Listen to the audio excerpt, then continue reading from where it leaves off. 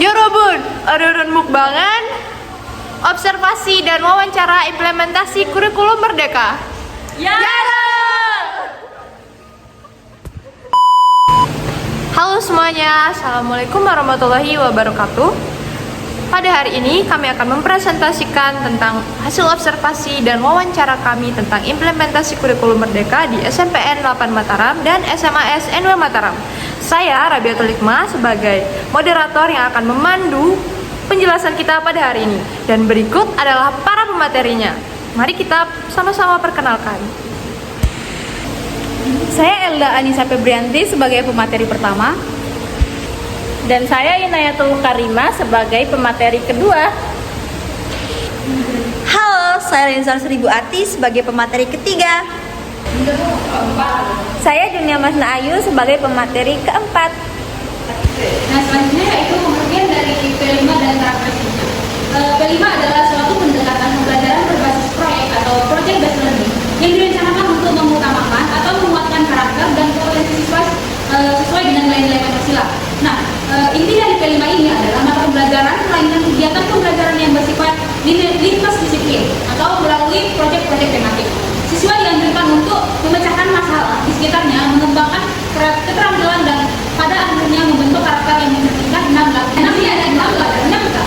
Nah, di sini ada 6 dimensi profil pelajaran. Di sini ada 6, pertama yaitu beriman bertakwa kepada Tuhan Yang Maha Esa, yang kedua berakhlak mulia, yang ketiga mandiri, yang keempat bergotong royong, yang kelima berbineka global, dan keenam adalah benar kritis dan kreativitas. Selanjutnya yaitu pengertian dari 8 ini. Yang pertama yaitu holistik atau menyeluruh. Pembelajaran dalam P5 tidak terbatas pada satu mata pembelajaran saja. Proyek direncanakan untuk mengintegrasikan berbagai disiplin ilmu seperti sains, seni, bahasa, IPS, dan sebagainya. Yang kedua yaitu kontekstual atau berdasarkan lingkungan sekitar. Tema dan masalah yang diangkat dalam P5 ini bersumber dari nilai-nilai yang ada dalam masyarakat atau lingkungan sekolah, keluarga maupun masyarakat tersebut. Nah, yang ketiga yaitu berbasis proyek. Siswa belajar melalui sebuah proyek yang harus diselesaikan dalam jangka waktu tertentu. Nah, yang keempat yaitu eksploratif. P5 membuka ruang yang luas bagi siswa untuk mengeksplorasi ide, bertanya, mencoba hal baru, dan bahkan melakukan kesalahan sebagai bagian dari pembelajaran. Yang kelima yaitu bersifat fleksibel. Nah, fleksibel maksudnya itu termasuk dalam fleksibel tema dan fleksibel waktu dan fleksibel pengaturan kelas. Yang keenam yaitu student center. Peran guru berubah dari pemberi informasi menjadi fasilitator. Siswa menjadi aktor utama yang aktif merencanakan, melaksanakan, dan mengevaluasi proyek. Selanjutnya yaitu pengertian dari dalam dimensi kelulusan. Dimensi kelulusan adalah kerangka kompetensi yang dirancang untuk memastikan setiap siswa tidak hanya menguasai pengetahuan, tetapi juga memiliki keterampilan hidup atau life skill dan nilai-nilai moral yang dibutuhkan di era modern. Dalam kurikulum Merdeka,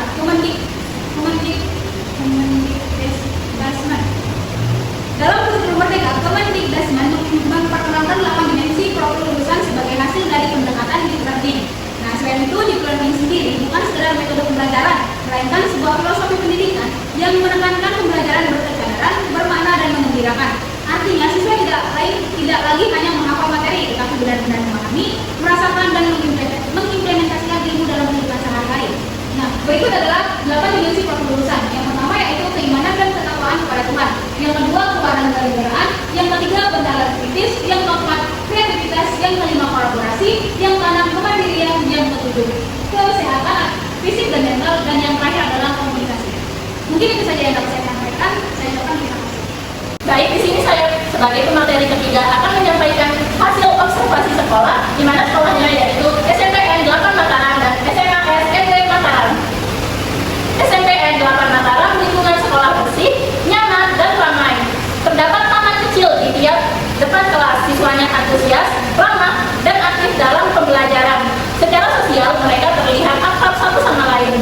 Guru bahasa Indonesia menggunakan media buatannya sendiri seperti poster dan iklan sebagai alat pembelajaran. Lalu di SMAS NW Mataram, lingkungan sekolah luas, bersih, dan ramai.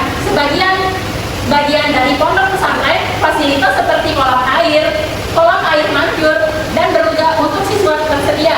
Meskipun beberapa fasilitas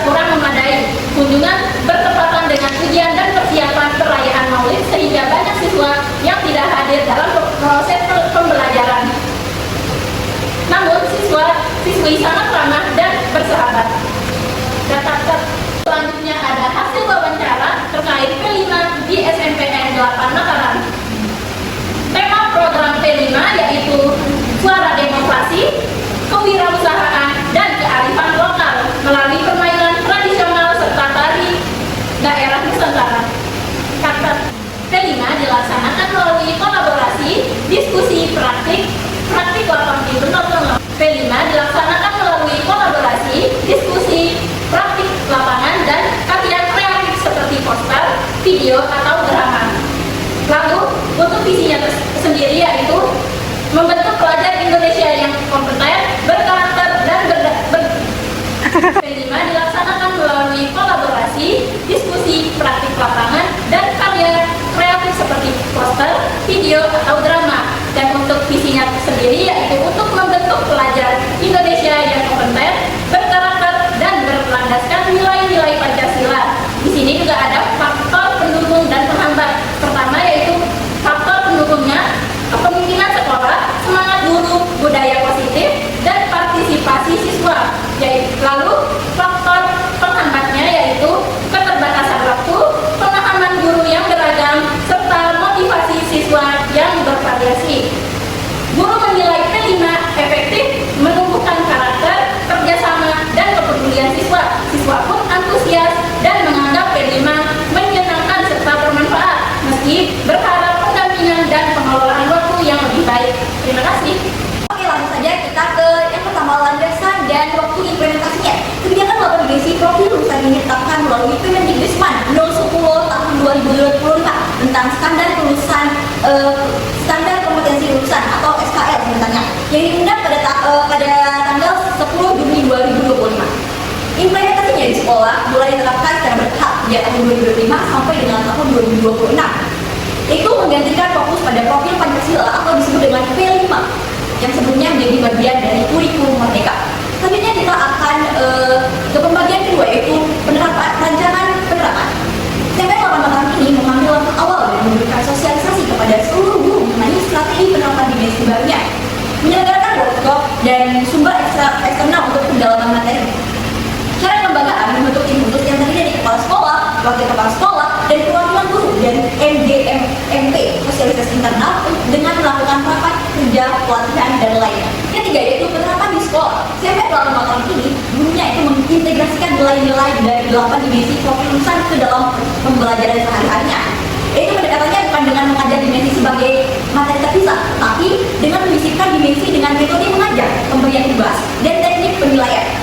Selanjutnya yaitu faktor pendukung tidak kalah penting di sini, yaitu faktor pendukung terbesar dalam implementasi ini adalah kepemimpinan visioner dari kepala sekolah, semangat kolektif dari para guru, dan tentunya adanya pelatihan berkelanjutan serta dukungan fasilitas sekolah dan juga keterlibatan aktif siswa dan orang tua. Tentunya juga ada faktor penghambatnya di sini, yaitu dihadapkan pemahaman guru yang belum sepenuhnya merata, dan juga keterbatasan waktu untuk menyiapkan dan mengevaluasi proyek, dan tentunya tantangan dalam menilai aspek karakter serta perbedaan tingkat motivasi siswa. Yang ke beberapa yaitu evaluasi dan penilaian. Keberhasilan penerapan 8 dimensi profil lulusan ini diukur melalui kombinasi berbagai metode seperti observasi sikap, dan juga penggunaan metode penilaian atau polio, serta refleksi dari siswa. Guru dan wali kelas itu aktif mencatat perkembangan siswa tersebut. Dan tentunya juga tidak lupa dengan tanggapan guru dan siswanya. SMP 8 Mataram ini secara umum para gurunya itu menyambut dan mendukung penuh penerapan 8 dimensi profil lulusan ini karena sejalan dengan visi pendidikan karakter yang holistik. Guru merasa bahwa program ini membantu siswa menjadi lebih aktif, lebih percaya diri, dan juga melatih, membantu siswa itu menjadi lebih kreatif. Di sisi lain, siswa yang metode belajarnya diterapkan menjadi lebih menyenangkan dan lebih bermakna. Oleh karena itu, para siswa aktif, kreatif, bertanggung jawab, peduli bersama, dan kolaborasinya itu mulai tampak. Dan di sini juga saya akan menjelaskan keperluan cara berubah bahasa Indonesia, yaitu kita akan membahas juga, yaitu relevansi dan persepsi guru. Yang kedua ada perencanaan dan integrasi dalam pembelajaran. Yang ketiga ada tanggapan guru dari siswanya. Guru menyatakan bahwa 8 dimensi profil lulusan ini sangat relevan dengan pembelajaran bahasa Indonesia tentunya. Relevansi ini terutama terletak pada pengembangan dimensi bernalar kritis dan juga kreatif, dan tentunya tidak kalah penting itu berakhlak mulia. Guru memandang bahwa tidak hanya sebagai kumpulan kaidah bahasa Indonesia itu, tetapi lebih dari itu, yaitu sebagai sarana utama untuk membangun karakter dan kecerdasan berpikir siswa. Yang kedua, ada perencanaan dan integrasi dalam pembelajaran. Dalam perencanaan pembelajaran, guru itu tidak hanya mengajarkan konten akademik, misalnya menulis LHO, tetapi juga mengembangkan karakter dan kompetensi yang sesuai dengan dimensi profil Pancasila, yaitu berpikir bernalar kritis dan bergotong royong. Dengan mengaitkan keduanya dengan efektif, proses pembelajaran jadi lebih bermakna dan tentunya lebih holistik. itu adalah tanggapan guru dan siswa. Secara umum, para guru menyambut dan mendukung penuh penerapan 8 dimensi profil lulusan ini karena sejalan dengan visi pendidikan karakter yang holistik. Guru itu merasa bahwa program ini membantu siswa itu menjadi lebih aktif, lebih percaya diri, kemudian juga lebih antusias. Mereka merasakan bahwa metode belajar yang diterapkan menjadi lebih menyenangkan dan tentunya lebih bermakna. Oleh karena itu, pelajaran profil Pancasila ini sangat-sangat membuat guru dan siswa itu menjadi belajar itu menjadi lebih bermakna dan lebih lebih holistik. Mungkin itu saja, saya serahkan kepada Bunda. Saya Dunia Mas Ayu sebagai pemateri keempat akan menjelaskan hasil wawancara di SMAS MB Mataram. Narasumber pertama yaitu Asmiatul Ulum SPD dengan metode wawancara langsung. Sekolah baru mulai implementasi kurikulum merdeka pada tanggal 14 Juli 2025. Transisi dari kurikulum 2013 menuju 8 dimensi profil lulusan masih dalam tahap awal. Proyek pembuatan profil P5 belum dapat diterapkan secara penuh karena kendala internal yayasan. Meskipun sudah ada aktivitas seni seperti lukisan di dalam kelas.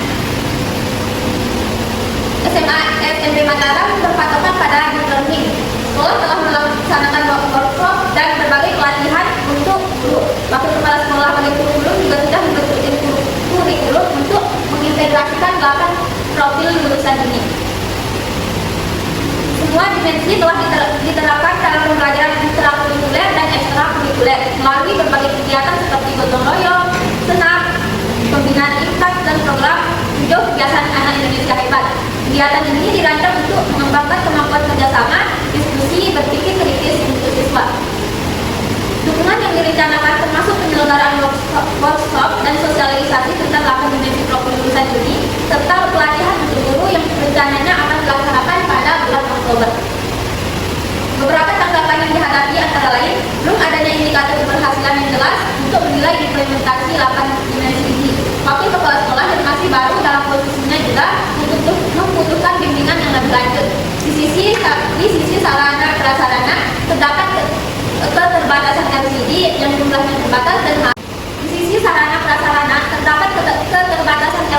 jumlahnya terbatas dan harus digunakan berganti-ganti. Penilaian perkembangan dimensi dilakukan melalui observasi, portofolio, penilaian teman sejawat. Wakil kepala sekolah telah menyiapkan format penilaian khusus untuk membantu guru menilai perkembangan siswa. Guru menyambut positif perubahan ini karena pembelajaran tidak lagi berpusat pada guru. Siswa menunjukkan respon yang antusias dan mengaku tidak merasa jenuh dalam proses pembelajaran. Sistem pembelajaran ini memberikan kebebasan bagi siswa untuk memilih cara belajar yang mereka sukai, baik melalui audio ataupun praktik langsung. Selanjutnya narasumber yang kedua yaitu Muhammad Wahyu Ramdhani SPD dengan metode wawancara kuesioner dengan Google Form. Guru bahasa Indonesia menilai ke-8 dimensi profil lulusan sangat relevan dengan pembelajaran yang diampu. Hal ini dikarenakan mata pembelajaran bahasa Indonesia tidak hanya mengajarkan keterampilan berbahasa saja, tetapi juga berperan dalam membentuk cara berpikir, bersikap, dan berinteraksi siswa. Seperti bernalar kritis melalui kegiatan analisis teks, gotong royong, atau melalui kerja kelompok. Dalam perencanaan pembelajaran, guru mengintegrasikan nilai-nilai dimensi profil lulusan ke dalam rencana pelaksanaan pembelajaran, khususnya pada bagian tujuan pembelajaran dan langkah-langkah kegiatan. Guru menerapkan strategi pembelajaran untuk mengembangkan dimensi profil pelajar Pancasila antara lain bernalar kritis, berkebinekaan global, gotong royong, dan lain-lain. Mungkin hanya itu yang dapat saya sampaikan. Saya kembalikan ke moderator. Baik, di sini saya sebagai pemateri terakhir akan membahas perbandingan dari penerapan 8 dimensi profil lulusan di antara sekolah SMP Lawan Mataram dengan SMAS MB Mataram. Dari segi kesiapan implementasi, kedua sekolah itu menunjukkan perbedaan yang signifikan. Di SMP Lawan Mataram itu memiliki tingkat kesiapan yang lebih tinggi berkat pengalaman implementasi P5 yang telah berjalan sebelumnya. Nah, sekolah itu telah melalui proses adaptasi dan pemahaman konsep pembelajaran berbasis profil. Sementara itu di SMAS MB Mataram, dia masih berada di tahap awal adaptasi kurikulum baru, di mana proses transisi dari kurikulum 2013 masih terus berlangsung dan membutuhkan penyesuaian yang lebih lanjut. Strategi integrasi yang diterapkan kedua sekolah itu memiliki kesamaan dalam hal penggunaan pendekatan student-centered learning. Namun, di SMP Lawan Mataram itu telah mengembangkan contoh-contoh praktis yang lebih terstruktur dalam pembelajaran di kelas. Pengalaman mereka dalam Di sisi lain, SMA Asma Mataram itu masih dalam proses pengembangan strategi yang sesuai dengan karakteristik sekolah mereka. Dukungan di SMPN 8 Mataram itu terbukti lebih matang dengan adanya tim kurikulum yang solid dan berfungsi optimal. Tim ini tuh aktif dalam menyusun perencanaan, melaksanakan monitoring, dan mengevaluasi implementasi kurikulum. Sebaliknya, di SMA SMB Mataram itu masih berada dalam proses penguatan sistem pendukung, di mana pembentukan tim dan mekanisme kerja itu masih perlu peningkatan untuk mendukung keberlanjutan program 8 dimensi profil lulusan. Tantangan yang dihadapi kedua sekolah itu memiliki kemiripan, terutama dalam hal keterbatasan waktu dan sarana prasarana. Namun, intensitas tantangan tersebut berbeda antara kedua sekolah. Di SMP 8 Mataram itu lebih banyak menghadapi tantangan dalam hal pendalaman konsep dan optimalisasi program. Sementara di SMA SMB Mataram, dia masih berkonsentrasi pada penyiapan infrastruktur dan pemahaman awal konsep kurikulum baru. Kedua sekolah ini juga itu sama-sama menghadapi tantangan dalam hal penyesuaian metode pembelajaran dan pengembangan sistem penilaian yang sesuai dengan karakteristik kurikulum baru. Dari pembahasan yang sudah saya jelaskan tadi, bisa kita simpulkan bahwa kedua sekolah itu berada pada fase implementasi yang berbeda, namun sama-sama berkomitmen untuk menyukseskan penerapan 8 dimensi profil lulusan meskipun dengan berbagai keterbatasan yang ada. Baik, itu saja penyampaian materi tentang perbandingan penerapan 8 dimensi profil lulusan kedua sekolah dari saya. Saya ucapkan terima kasih. Baik, itu saja penyampaian materi tentang hasil observasi dan wawancara dari kami tentang implementasi kurikulum utamanya itu P5 dan 8 dimensi profil lulusan. Semoga bermanfaat bagi yang menonton, dan kami semua dari kelompok 4 mengucapkan selamat hari raya Idul Fitri.